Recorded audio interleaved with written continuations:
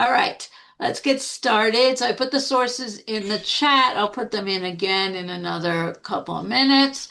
And we are doing an interesting combination today of two groups, both of whom are very ancient, not connected to each other, although we'll see there's a little bit of a connection. Um, but really two very different groups. I will just say now, and I'll say it again at the end. I hope I'll remember. There is no class next week. Okay. But I think I'm going to change the schedule and I will make class on the Thursday after Purim, even though it says on the schedule that it's not.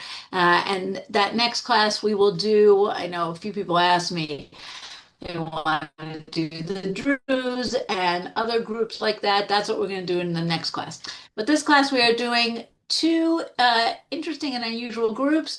One Christian, the Armenians, one Jewish, both of whom went through very hard times and looked for refuge in Israel and specifically in Jerusalem. Okay, so we're going to officially get started. I'll just put the sources in the chat one more time for people who did not see them. And may our learning be in the merit of our soldiers being successful and refuah shlema, refuah tanefesh, refuah aguf for everyone who needs it, and success for whatever happens in the next few days. We're all waiting here very expectantly to see what's going on. So, yes, we should have success. Okay, so this picture obviously is a picture of one of the Ethiopian aliyot and coming on the plane, and we'll come back to them. But really, we are going to start with the Armenians. So the Armenians are a fascinating, not particularly large group. Their quarter in the Old City is probably the most famous place of the Armenians, but there are Armenians in other places in Eretz Israel. In the Old City, there are about 800 Armenians, but there are, and I saw very wildly different numbers online, somewhere between 6 and 10,000 Armenians altogether in the land of Israel, coming in various waves, by the way, right? We have the ancient Armenians, the church that is the first country that converts to Christianity as a nation already in the early fourth century. And some of those people make their way to Yerushalayim. That's a very early wave. But then we have, of course, later waves. They connect with the Crusaders. They become much more established and powerful through marriages of Armenian women to Crusader knights. We have another large wave with the terrible genocide at the beginning of the 20th century during World War I, the Turkish genocide of the Armenians, and that brings a lot of refugees, survivors to the land of Israel, and many of them come to Jerusalem. And we have another third wave with the collapse of the Soviet Union. Okay, and some of those people are Armenian Christians, and some of them are Armenian Christians married to Jews, meaning coming with the law of return. So that's a complicated story. We're not going to go too deeply into that, but that's just to give us a sense of like who's here, where are they coming from. So the main place for them is their compound in the old city, but there are also communities, as we'll see towards the end, in Haifa and Jaffa and Ramla. The Armenian compound in the old city is the most closed off. It's the most private and mysterious of the different parts of the old city.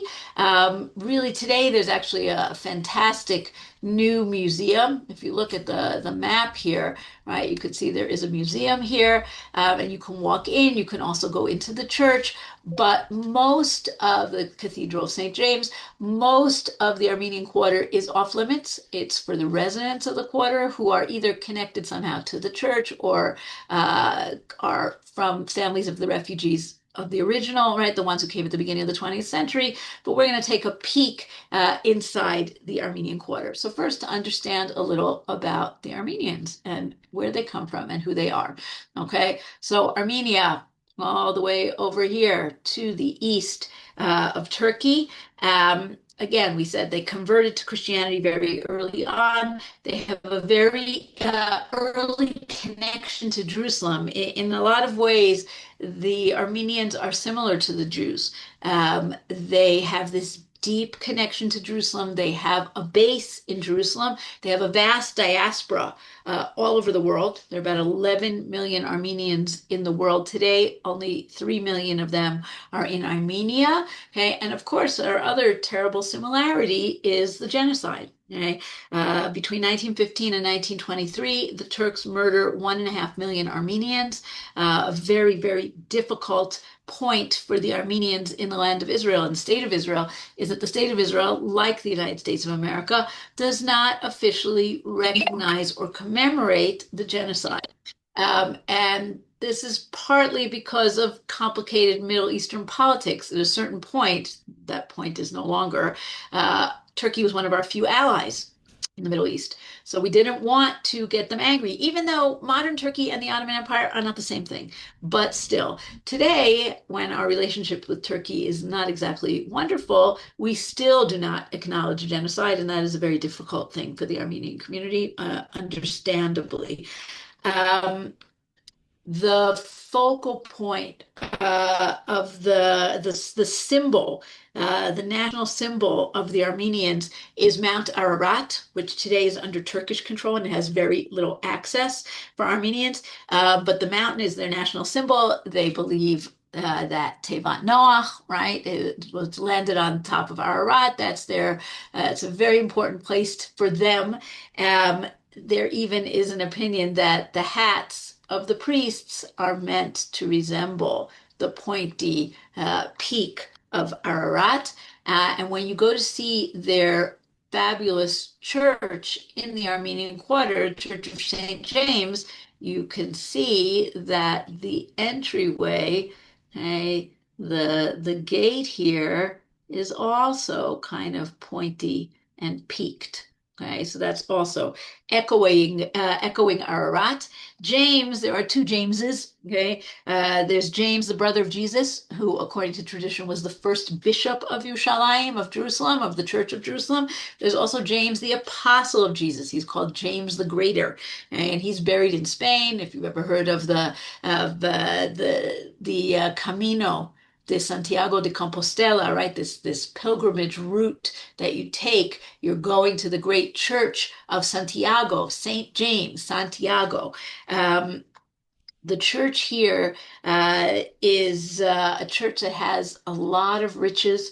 Right? The Armenians, like we said, came to Jerusalem already in the time period of the early church, the Byzantines, when the Muslims conquered Jerusalem from the Christians, they allow the Armenians to stay.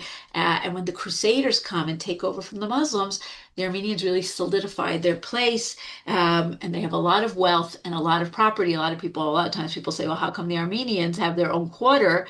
Aren't they just Christians like everybody else? And part of it is longevity, and part of it is this connection with the Crusaders, and that really gave them their power and their presence in the Old City. Many pilgrims come, right, from Armenia, but from other places. Okay, a few years ago, the most famous Armenian in the world, and that, of course, is Kim Kardashian. Right? Kim Kardashian came to Israel to baptize her daughter, if I remember correctly, right? And of course, she went to the Church of the Holy Sepulchre, but she also went to the Church of St. James in the Armenian Quarter.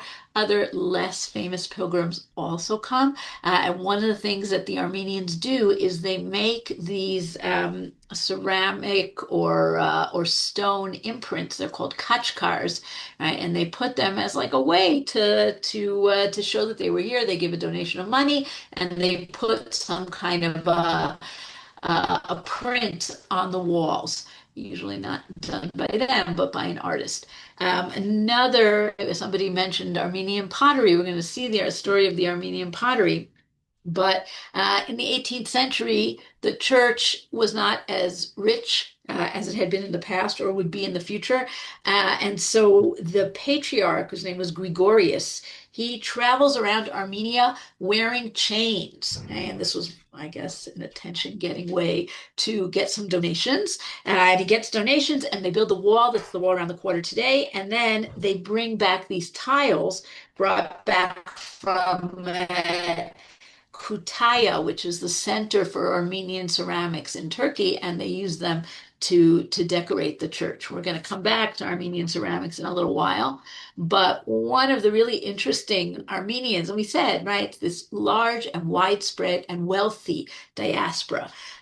So one of the really fascinating Armenian philanthropists, is this gentleman here who looks very much like a European gentleman in every way. His name was Calouste Gulbenkian. He was British. He becomes super rich from oil. Okay, he's an oil baron. This is in the 19th century. He's born in 1869. He dies in 1955. And he gives a lot of his money to the Armenian community. He also has a huge art collection, right? He's very much one of these robber barons of the 19th, early 20th century, but he happens to be that he's Armenian. And he decides that he's going to create the best Armenian library, the most important Armenian library in the world. And he does it in the Armenian quarter in Jerusalem. Okay? The library has more than 100,000 books. And it has books that are written in in European languages or in English, but it also has books that are written in the Armenian script, which is what you can see on the typewriter here, right? Another thing that the Armenians and the Ethiopians have in common, they have their own language, but they also have their own alphabet, their own writing.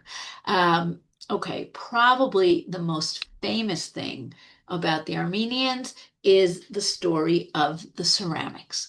Okay, now Armenian ceramics in Armenia is a very, very old art form. However, in Jerusalem, it's very new. Okay, the story is like this. When the British Mandate takes over in Jerusalem, they do a lot of things that are aimed at urban renewal, right? They literally clean up the city. There's garbage everywhere. There's sewage. They put in new plumbing. They do all kinds of things, and they also want to beautify the city.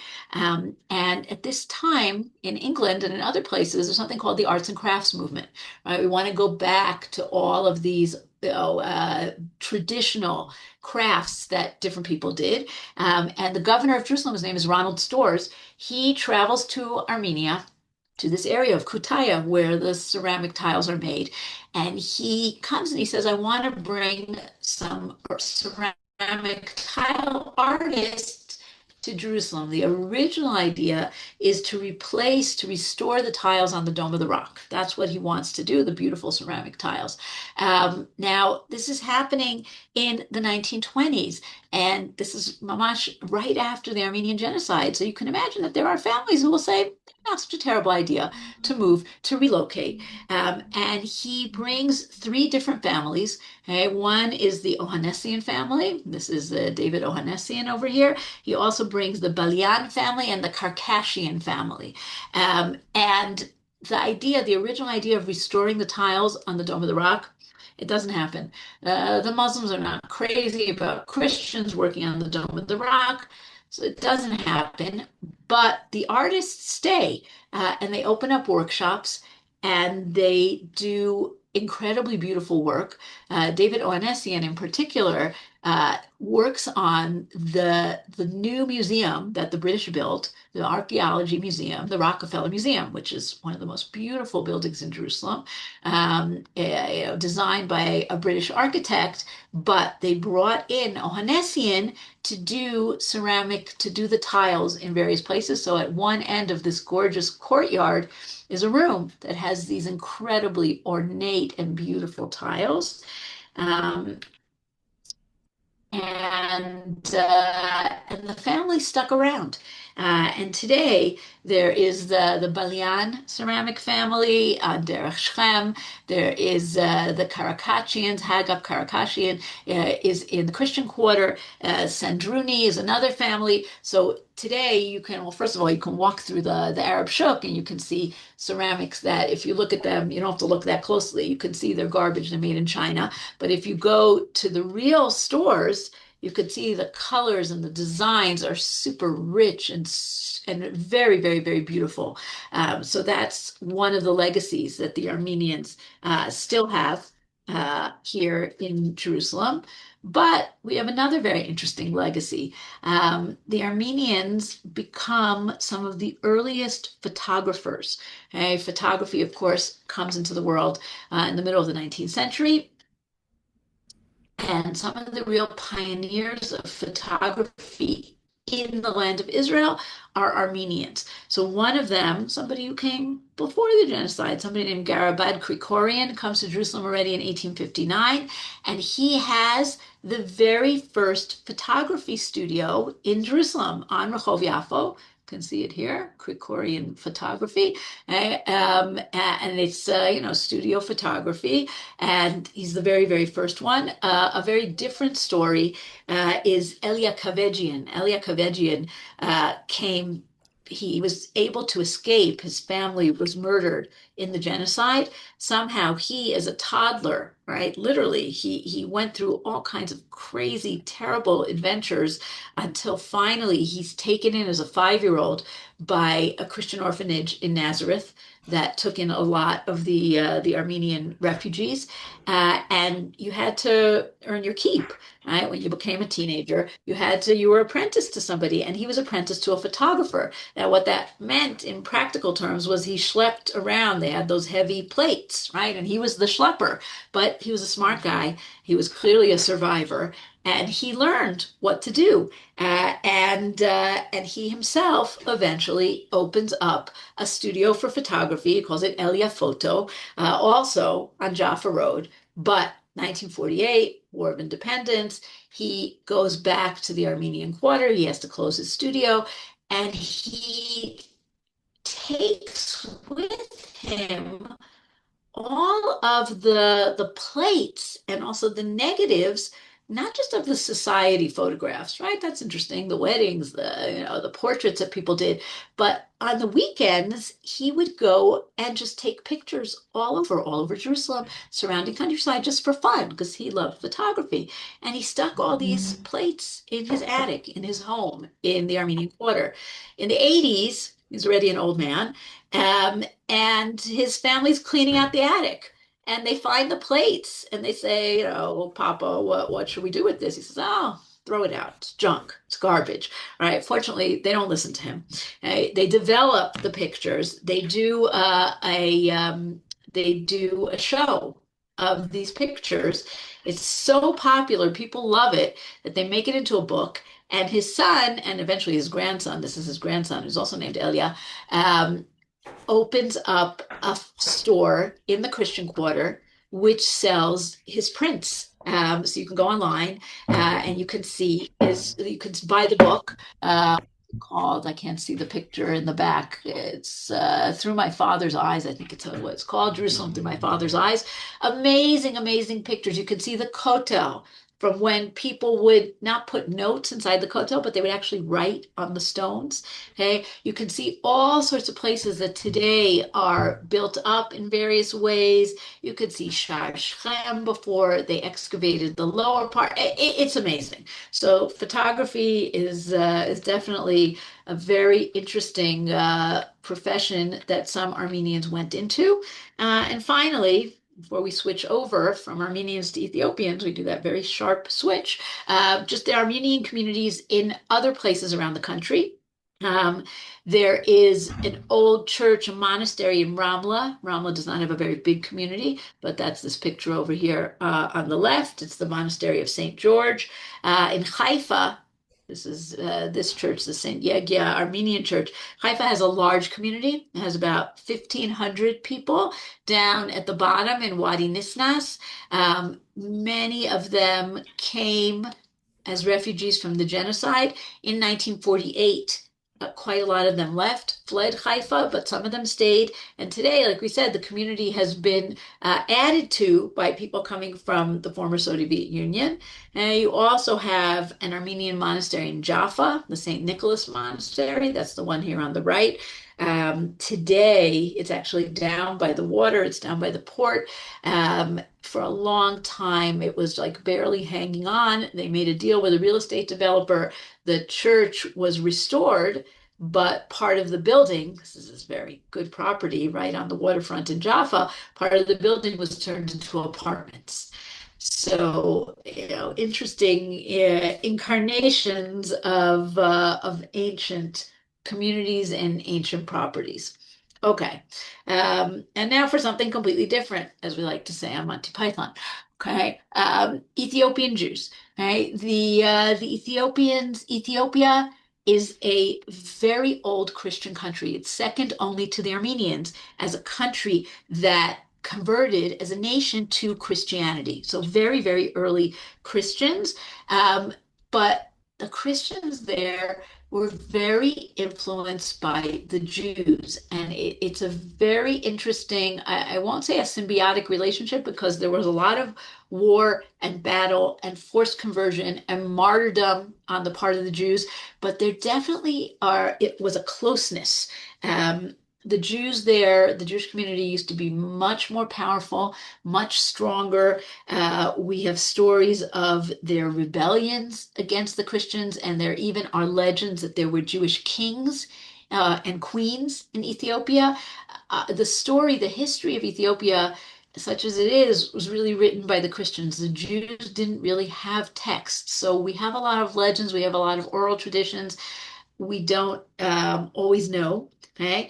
But we can see just from looking at the Ethiopian Christians, which we talked about them a little bit when we did the Christian class, um, they are, I would say, the most Jewish Christians. Okay, the area where the Jews are is this area in the north. Okay, Gondar, Tigray, Aksum. Right, if you know a little bit about the struggle for Ethiopian Jews, these names should be somewhat familiar. Um, Axum had a big Jewish community, but a Christian community as well. And there's a church in Axum that the Ethiopian Christians believe that the Ark of the Covenant is there in the church. Okay?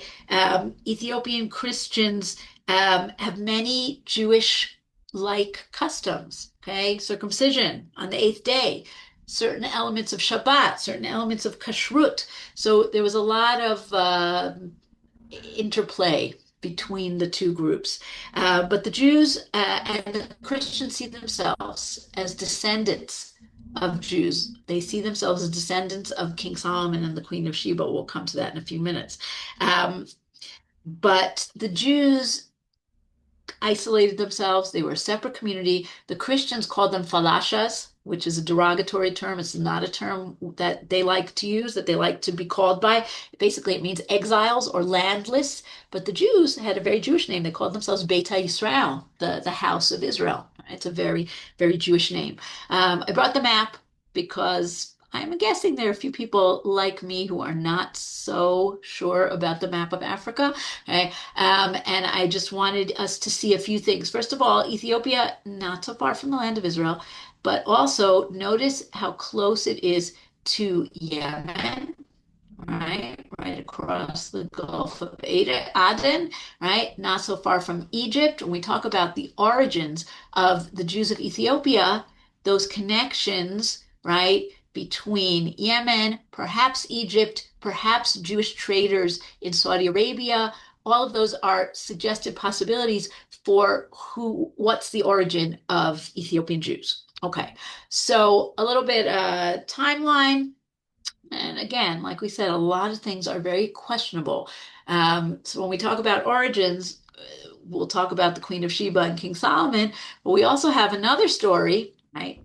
2000, almost 2000 years later, there's this very interesting fellow named Eldad Hadani, Eldad of the tribe of Dan, who gets to Italy and Babylonia and tells the Jews of Europe about the 10 tribes. Okay? And he's one of the origin stories of the Ethiopians.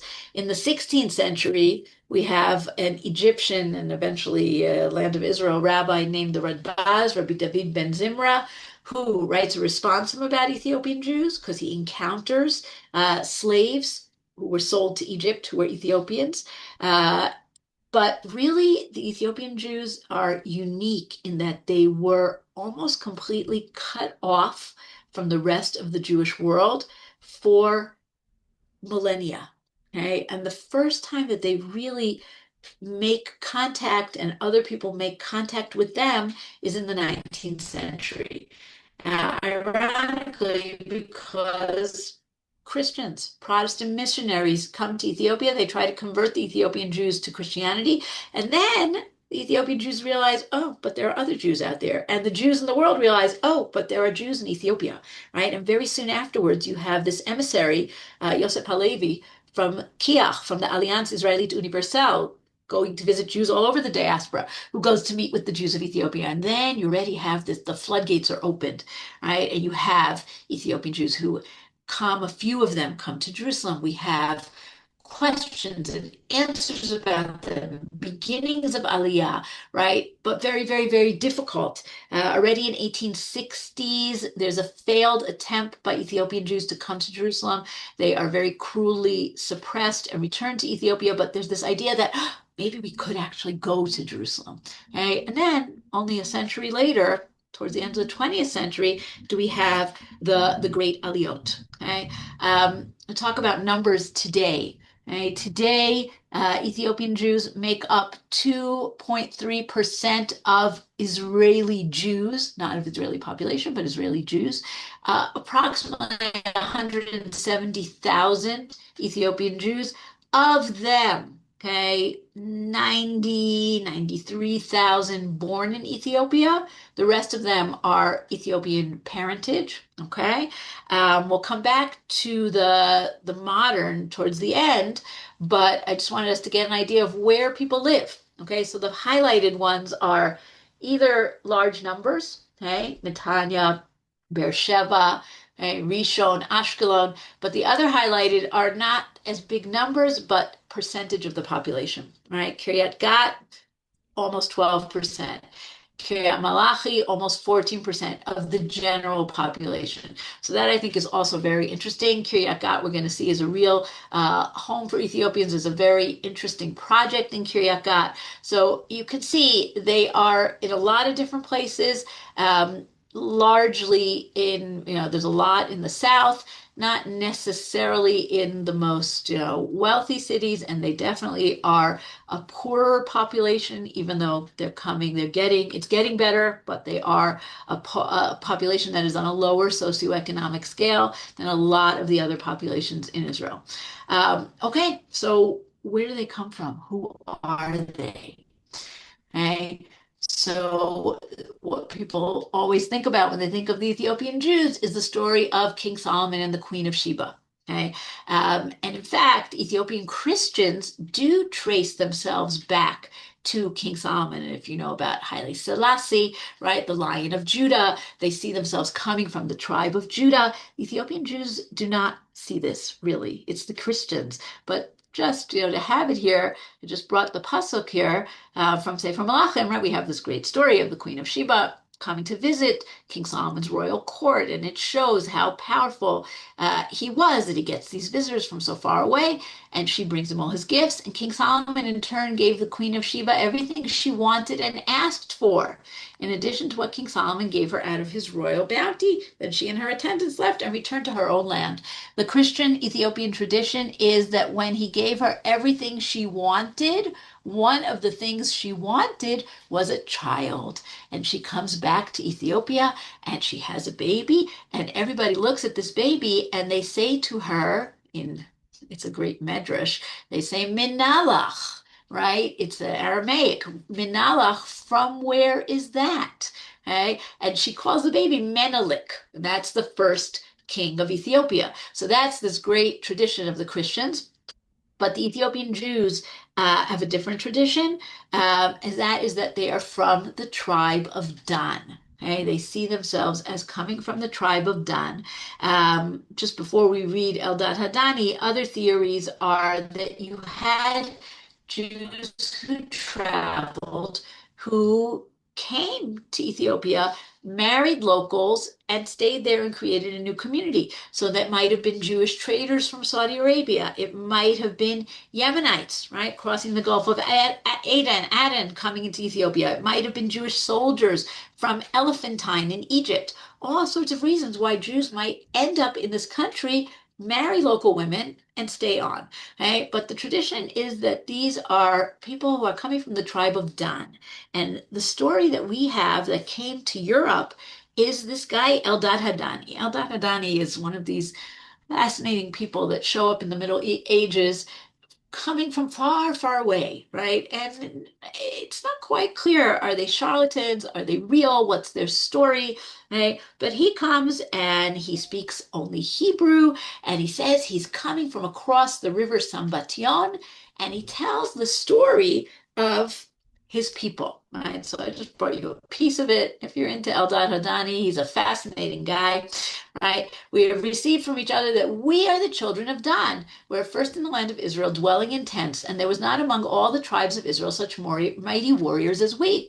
And when Yerovam, the son of Nebat, rose up against them who made Israel sin and made two golden calves, right? The split between the kingdom of Judah, the kingdom of Israel. The kingdom of the house of David was divided, and the tribes gathered together and said, "Arise and fight with Rechavam and with Jerusalem." They came to these Danites and they said, "Fight on our side," because they're great warriors. They said to him, "Why are we fighting with our brothers and with the son of our master David, king of Israel and Judah? God forbid." At that time, the elders of Israel said, "There's not among all the tribes of Israel such mighty men as the tribes of Dan." They said, "Arise and fight with the children of Judah," right? So everybody wants them to fight. They said, "As the life of the head of our father's son, we will not make war with our brothers, nor will we shed their blood." Immediately the children of Dan took swords and spears and bows and gave themselves up to die to go out of the land of Israel, for we saw that we could not stand. Right? Where are they going to go? They thought to go to Egypt, and then they say, "No, no, no, let's go and cross the Pishon River to the land of Cush." And then he said, "This is my name, Eldad, son of Machli, son of Yecheskel, etc., etc., etc., son of Hushim, son of Dan, son of Jacob, our forefather. May God bless him and grant him peace." Right? Great story. It explains where these guys come from. It also explains that they are very powerful. They are warriors, but they refuse to have a civil war. They would not fight with their brothers. Now, even in the 9th century, the 10th, 11th century, there are people who swallow this story whole, and there are people who say, "I don't think so." Right? One of the people who is very skeptical, and he's skeptical in general, is Avraham ibn Ezra. And he's writing this in relation to the story of Moses marrying, right? Who does he marry? He marries the Isha HaKushit, right? The Cushite woman. He says, "What is written in the Chronicle of Moses, do not believe. And in general, I say to you, any book that was not written by prophets or sages from the mouth of tradition is not to be trusted, even if, especially if there are things in it that deny the correct opinion, i.e. logic." And so is the book of Zerubbabel and also the book of Eldad the Danite and similar ones. Now, don't forget Eldad, because we are going to come back to him when we get to the question of, are the Ethiopian Jews Jews? Do they have to convert? Are they true, Zera Israel? So we're going to leave Eldad for a little while, but we are going to come back to him. Okay, so the Ethiopian Jewish community is a fascinating Jewish community. They are a time capsule of Judaism from before rabbinic law. Okay, it's not like the Karaites who reject rabbinic law. It's not even like the Samaritans who lived alongside it. They are separated from it. They didn't even know about it. So they have holy books. Their holy books, perhaps at one point, were in Hebrew. Those books were lost. We don't know about them.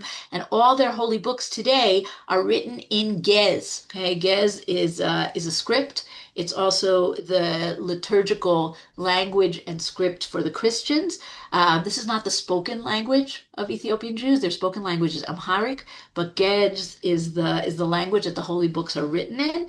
Um, the their books are called the Orit, Orit like Oraita, right? Oraita is Torah. So their books are called the Orit. Their holy books, the most holy books are the Pentateuch, right? The five books of Torah, plus Joshua, Judges, Ruth, right? Those early books.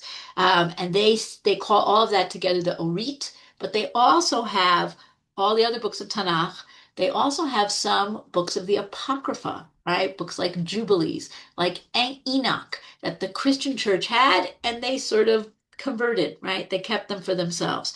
They don't have rabbinic literature. Okay? The picture on the right is a great picture. These are Kesim, the Ethiopian Jewish priests, the Kohanim, wearing their traditional garb. This is a picture in the National Library. Okay, the National Library, which just opened very recently, and they do all kinds of fascinating cultural events. And they are now digitizing the Ethiopian holy texts because most of the Ethiopian texts are held privately by Kesim in their homes or in synagogues.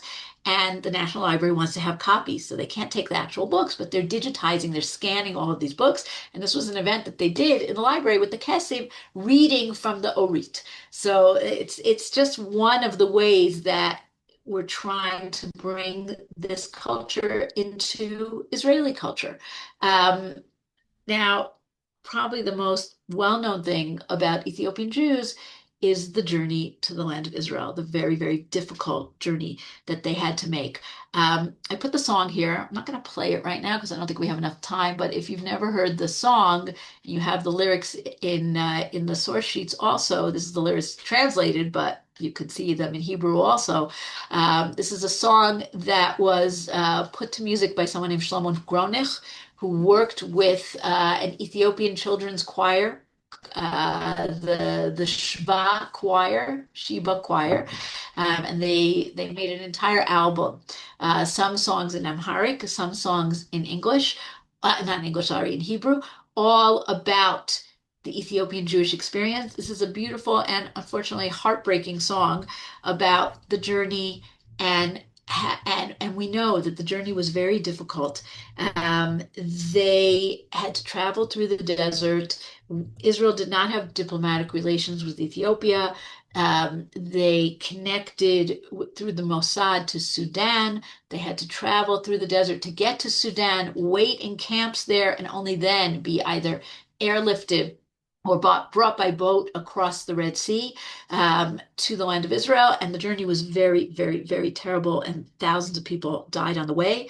The two great missions that we know about, there were other secret ones, and there are others that are still going on today. In 1985, you had Operation Moses, where you had 8,000 Ethiopian Jews who were brought from camps in Sudan.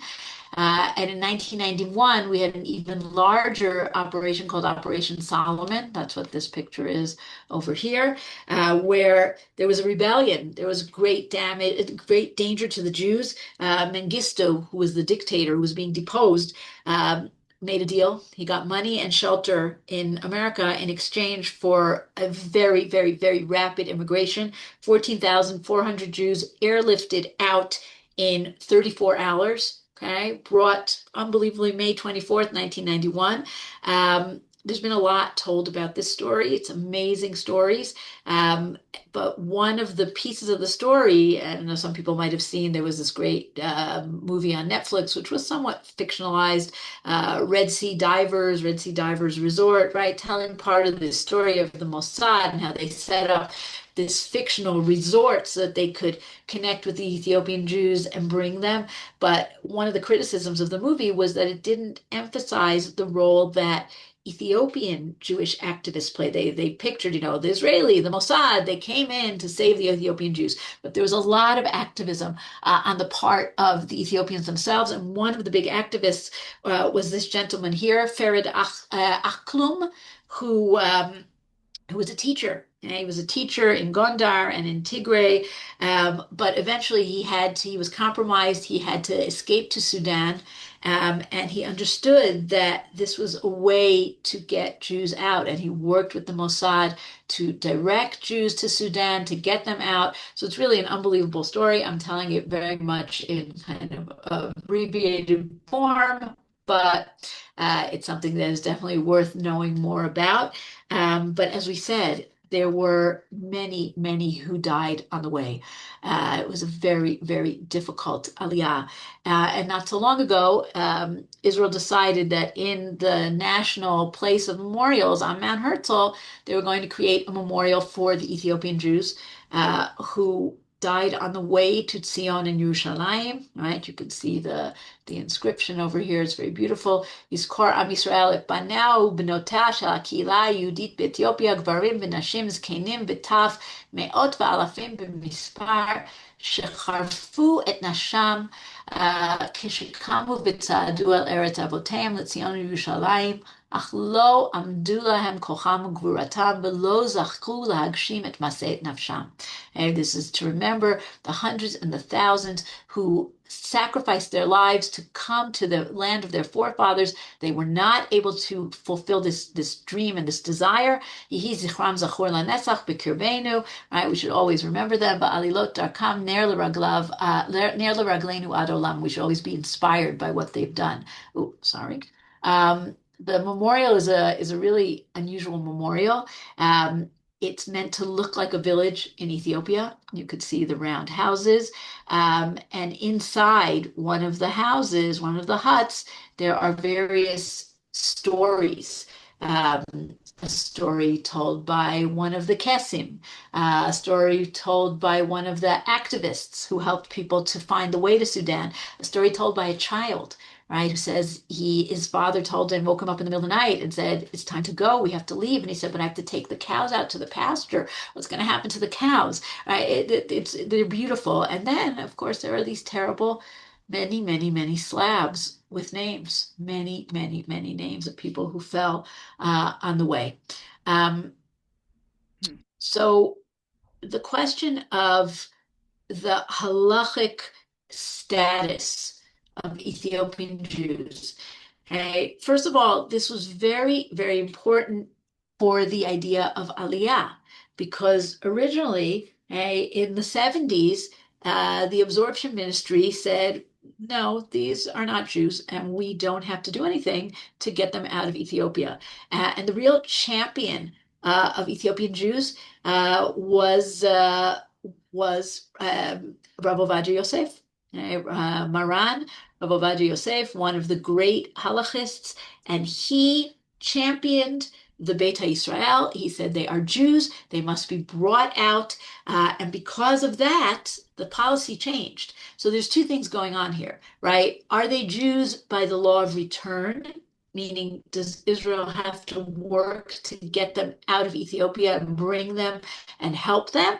And the other question, which is an even more complicated question, are they Jews halachically? Okay, and we have different opinions about this. So the two that I brought you here, but there's more.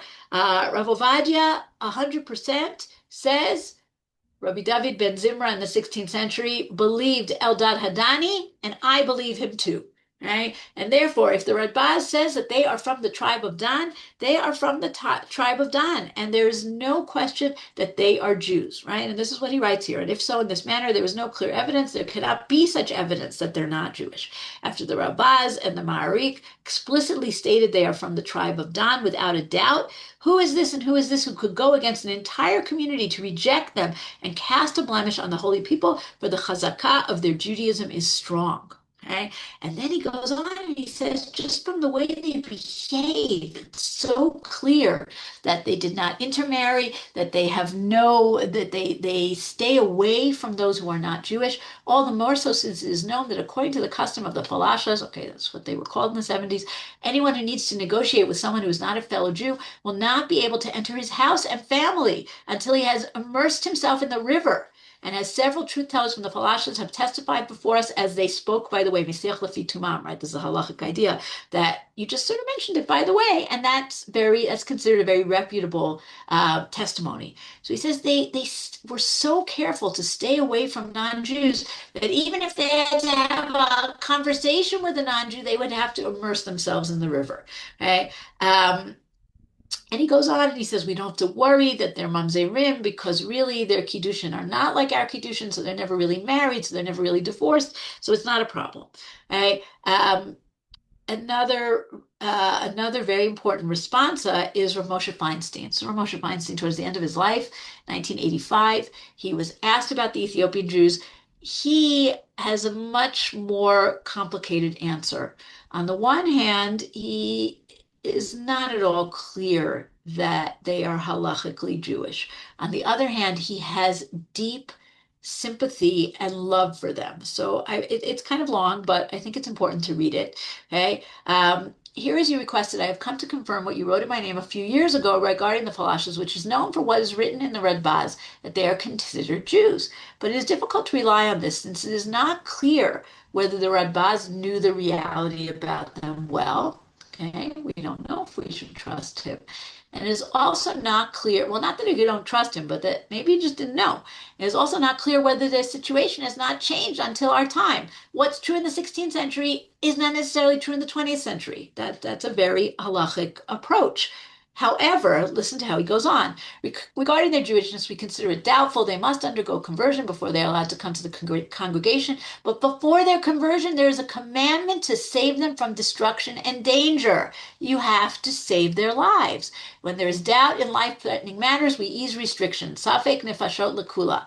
Even if our doubt pertains to their Judaism, it is also necessary to know that even if they are not Jews according to the law, they think they are Jews and give their lives for their Judaism. They are Moser Nefesh. We must save them. And he goes on, he says they have to be converted, but if they do, they are considered like any other Jew. And then he goes on and he says something very strong and unfortunately very true.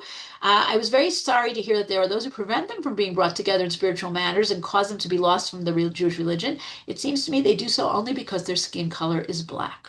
It is obviously that they should be brought together not only because they are no worse than other Jews, the law makes no difference because they are black, but also because there's a claim that they may be converts and are included in the commandment and love the stranger. Okay, so Rav Moshe, even if he has halachic skepticism, has enormous love and sympathy for them.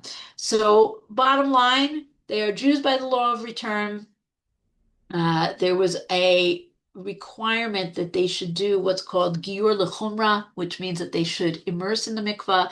This was very controversial. Not everybody has done it.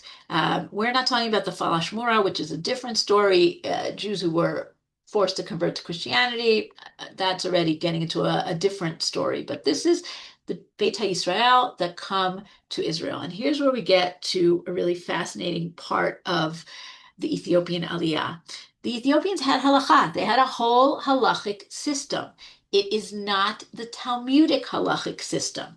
Then they come to the land of Israel, and suddenly there's a different halachic system, sometimes agreeing with them, sometimes going against them, sometimes giving them ideas that they never had before. Okay, holidays that they never had before. One of the people who tries to deal with this conflict with these different worlds is this gentleman here on the left. His name is Rav Sharon Shalom. He came as a little boy from Ethiopia. He was brought up in the religious Zionist world. He went to Yeshivat Har Etzion. He got smicha, but his grandfather was a kes, was a very important religious figure in the Ethiopian Jewish world, and he wants to reconcile these two worlds. And he wrote a beautiful book. Actually, I I'm holding it, but I found a picture of it, so I put it up there. From Sinai to Ethiopia, Sinai to Ethiopia, where he, besides giving a really interesting introduction about the whole story of the Beta Israel, he presents the halacha of the Beta Israel, the Talmudic halacha, and then he calls it Shulchan Ha'orit, right? He gives the guide to what Ethiopian Jews in Israel should do, what they can hold on to from their customs. For example, Sigd, which is the picture that you're seeing here, we'll talk about that in a minute, what they should let go. He says, Leman Achdut Israel, right? So that we can remain united. Meaning, Ethiopian Jews came to Israel, they had never heard of Hanukkah, they never had such a holiday. But here in Israel, we celebrate Hanukkah, and it's a beautiful holiday. It's an important holiday. Ethiopian Jews should celebrate it too. And it's really beautiful to see how he kind of tries to understand how to put these two traditions together. So I just wanted to go through and do a few different things where we have differences between the halakha as it developed in Talmudic and rabbinic literature and the halakha for Ethiopian Jews. Shabbat, right? Shabbat is something that is so different. On the one hand, Shabbat is the holiest day. They thought of it as the holiest day. They go to synagogue. It's super important. On the other hand, certain things that we think of as, of course, this is Shabbat, they didn't have. So first of all, we saw this with the Karaites, also with the Samaritans, no fire. Okay? No fire on Shabbat, and therefore no Shabbat candles. So Rav Shalom says, here in Israel, Shabbat candles is a beautiful thing. You should do Shabbat candles, right? He's also very sensitive by talking about the first generation. They can keep to their Ethiopian halacha, but the young generation, the one that's living here in Israel, that's born here in Israel, they should start to take on Israeli customs as well. Okay, but no fire, no Shabbat candles, no hot food, and something that I think is really unusual, no wine. Okay? Ethiopian Jews associated wine with idolatry. Okay? Maybe this idea of yain nesach. They never used wine for anything. Okay? So there's no concept of kiddush on wine. Another two other things that I think are very distinctive, whereas the rabbis talked about pikuach nefesh doche Shabbat, right? If something is life-threatening, then you break Shabbat. The Ethiopian Jews, and it's a very kind of a tamim, an innocent way of looking at things. They say, no, Shabbat comes before everything, and Hashem will protect you. If you keep the law, Hashem's going to protect you. And one other thing, which is also very interesting rabbinic difference, the rabbis see marital relations on Shabbat as a special mitzvah. The Ethiopians, like the Karaites, by the way, say no, no, no, not something you should do on Shabbat. It's impure, it's milacha, different kinds of reasons. Okay, synagogue was always the most important building in the village. Even if you have a village of mud huts, the synagogue was a big stone building. With a Torah, with a place for the kesim, for the kohanim, used to be with an altar, and they would do a korban pesach. When the Protestant missionaries and then later Jews come and they say, no, no, no, sacrifices only in Jerusalem, they stop doing that. But you still have synagogues in Ethiopia. There still are Jews in Ethiopia. This is a picture of a synagogue from Addis Ababa, but there are a few, not very many, Ethiopian synagogues in Eretz Israel. Holidays, okay, they have a lunar calendar with a leap month every 4 years so they can stay in sync with the solar calendar. Some of the things that they do that are different for Pesach, they had clay dishes. They broke all their clay dishes. They make new clay dishes, okay, which is something that we see actually in the Gemara. That's not such a crazy idea. Sfirat HaOmer. They do not, they also believe that it should be the day after Yom Tov, like we do, not like the Karaites or the Samaritans, but they say the day after seventh day of Pesach. So their Shavuot is the 12th of Sivan and not the 6th of Sivan. They knew about Churban Bayit. They knew about the destruction of the temple. They fast in Tammuz. They fast in Av. One of the things that's rather unusual on Rosh Hashanah, they don't blow shofar, even though that's something that's written in the Torah. And one of the explanations seems to be that it was seen, they were worried that the non-Jews would see them and would say, "Oh, you're rebelling against us," right? Blowing a horn, very much like a call to rebellion. The most Ethiopian holiday, the one that Israelis know about, is the holiday of Sigd, okay, from the language of lisgod, to bow down, to prostrate yourself. They count 50 days from Yom Kippur on the 29th of Cheshvan. In Ethiopia, they would go on a high mountain, face Jerusalem, they would purify themselves, and it was kind of seen as a chidush habrit, like renewing the covenant of Sinai. Um, Here in Israel, the community gathers together in Jerusalem on the Tayelet, on the promenade in Talpiot, and it's a combination of a community reunion, but the Kessim also preside over it, and it's also religious and it's also national, and it's become something that's really spread all over the place. But a fascinating suggestion that Rav Shalom makes is that this might be an echo of an ancient custom. And he brings a medrash from Shir Hashirim Rabbah where Rabbi Yoshua ben Levi says the Atzeret of Sukkot should have been 50 days removed, right? We have Shmini Atzeret corresponding to the Atzeret of Pesach, right? We have Pesach, then we have 50 days, and then we have Shavuot, which is also called Atzeret. Sukkot, we have Sukkot, and then we have Shmini Atzeret, right? And that doesn't sound right. He says, really, it should be 50 days later. Why not? Right? Because it's the winter time and it's going to be too hard for people to travel back 50 days later. And it's a beautiful midrash, and it suggests that maybe there was this idea of Atzeret after Sukkot, just like there's Atzeret after Pesach. So is it the origin of Sig? Maybe. Who knows? No Hanukkah, we mentioned already. Post Tanakh.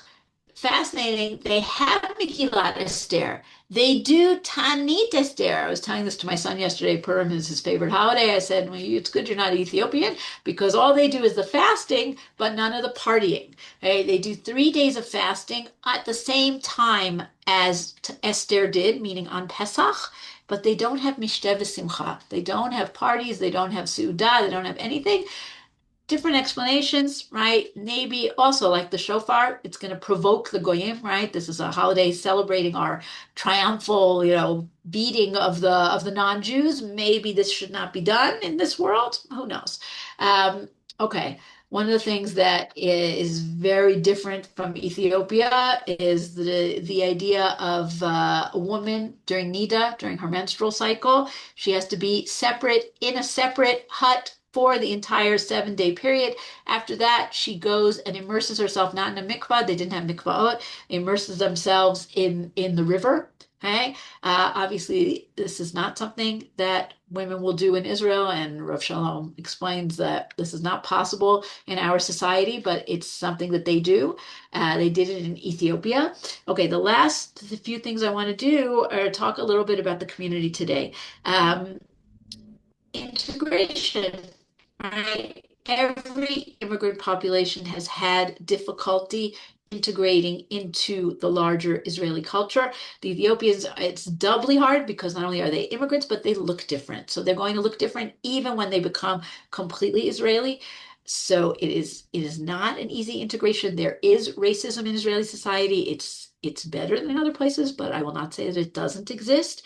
But little by little, we have Ethiopians in politics. We have Ethiopians in the army, in entertainment, in medicine. I brought you a few interesting examples. Pnina Tamano Shata over here. She was the first Ethiopian woman in the Knesset. She was the first Ethiopian cabinet minister. He was a minister of absorption in 2020. This other one, this is another Ethiopian Knesset member, Gadi Yavrakan. He didn't last very long in the Knesset, but when they had the swearing-in ceremony of the Knesset in 2019, that was the Knesset he was in. He made headlines because his mother, of course, came to see him being sworn in, because everybody's mother comes to see them being sworn in, and he went and he kissed his mother's feet. which is an Ethiopian Jewish way of kibbutz aim, and it's just beautiful. And the last one here is Eden Alene, is one of the well-known. There are a bunch of Ethiopian singers, entertainment figures. She was chosen to sing in Eurovision. In 2020, and because of COVID, she couldn't. She sang in 2021. So we have those stories. Um, there is a desire to make the older generation feel at home. You can imagine how jarring, especially if you came from a village, not from Addis Ababa, to come to the modern state of Israel, to have dreamed about Jerusalem, right, and the Mikdash, and then to come and see the reality here.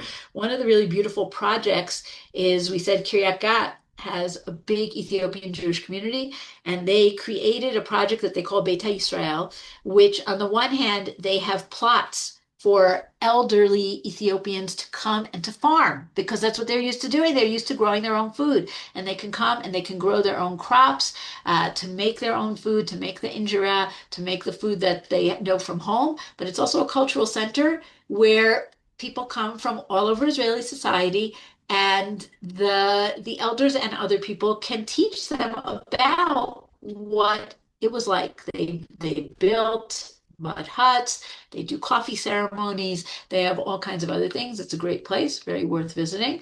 And what's happened in the past few years is, as much as Ethiopians want to integrate into Israeli culture, there's becoming a lot of pride about their own culture, and there are more and more things like Ethiopian restaurants, like places that will teach about the music, about the dancing, that will tell the story. And it's becoming really very much a point of pride, the Ethiopian Jewish culture, which is a beautiful thing. And finally, like we said, socioeconomically, not always so easy. And there are a number of projects that have been created to help integrate particularly younger people, into the workforce. And this is just a few of them. One of them is a beautiful project, very well worth supporting if you like jewelry, and who doesn't like jewelry, right? This is called Megameria. It's part of the jewelry center called Ivel, in Moza on the outskirts of Jerusalem. They make fantastic jewelry, but they also created, about 15 years ago, this project where they have training programs and a stipend and classes for Ethiopian Jews who want to learn jewelry design and goldsmithing. So that's a beautiful project. Something else called the Ethiopian National Project, which is an organization that encourages leadership and works in the schools and academics and all sorts of other things. And finally, a project from an organization called La Ofek, started by Rav Yosef Tzvi Rimon. This project is called Achotenu, which trains young Ethiopian women to be nurses, right, and to work in the medical field. So a lot of amazing stuff out there. Let's take a quick look at the chat. Okay. Armenian dealer made extensive gifts to the Library of Congress. Oh, that's interesting. Okay. Our Library of Congress needs an Armenian Georgian cataloger. Anyone knows an Armenian? I don't know if anybody here knows an Armenian librarian, but why not? The Mount Ararat is because they see the story of Noach as very important, and they believe that, that it happens there, right? And it happens in that's their holy place, right? Jerusalem is holy too, but this is the one holy place they have in Armenia. There definitely are Jewish tribes in Arabia at the beginning of Islam, 100%, right? But this is the Ethiopian Jews go back even earlier. Hey, North American Conference on Ethiopian Jewry, NACOJ, yes, definitely. Working with Ethiopian Jews who are still in Ethiopia for a very, very, very long time. A wonderful organization. Shlomo Gronik, yeah, is very beautiful. Um, oh, wow. I arrived in Israel the day after the transport. A friend was one of the pilots. That's so cool. The airlift made the Guinness Book of World Records. Yeah, I think first of all, it's the largest aliyah at once ever, but it's probably the largest airlift at once ever. Oh, Sparm Chatter. Sparm Chatter had a whole series on the 10 tribes. People who are into good, geeky Jewish podcasts, Sparm Chatter, excellent. The memorial is on Her Herzl. Sinai Ethiopia is on Safaria. Interesting. Okay. It's a very, very readable book. I would definitely suggest it. The Armenian photography book, here, Jerusalem Through My Father's Eyes. Thank you. Jerusalem Music Conservatory has a special program for Ethiopians. Interesting. What? To encourage them to work in music, like a Yeah, teaching program. it's called From Risk to Opportunity. Um, they Yeah. have um, music lessons, and they give them mentors, and some of them have gone on to they're studying music abroad, and they've got this ongoing. Oh, neat. I did not know about that. That's very cool. Somebody else wanted the sources. I put them in. And also the projects. Did someone just ask about the projects? Yeah, so the projects, there's Medjugorje in Ivel. Ivel is in Moza. It is very worth visiting. And if you happen to have a couple of $1,000 just to drop on jewelry, highly recommend. Um, Not all of it's quite that expensive. I bought a yeah, piece. they have some more reasonable, but if you're going, go all out. But they do a tour and they tell you about the project, and it's a beautiful place. Um, the other two, I don't know if it's possible to visit. You certainly can donate, right? So the ENP, the Ethiopian National Project, definitely takes donations. LAOFEK, LAOFEK, definitely takes donations. Yeah, a lot of wonderful stuff out there. And now we know Jerusalem Music Conservatory. So thank you, everybody. Music. We do not have, I will reiterate, no class next week. No class next week. Okay. But I will see you all after Purim. Bezrat Hashem. Shabbat Shalom. Thank you. Shabbat shalom. Shabbat Thank you. shalom, Thank Besaras you. Tavros. Have a Thank you, freilich and Julie. Purim. Hatzlacha Rabba. Yes, I will enjoy Purim and not only fast, but drink too.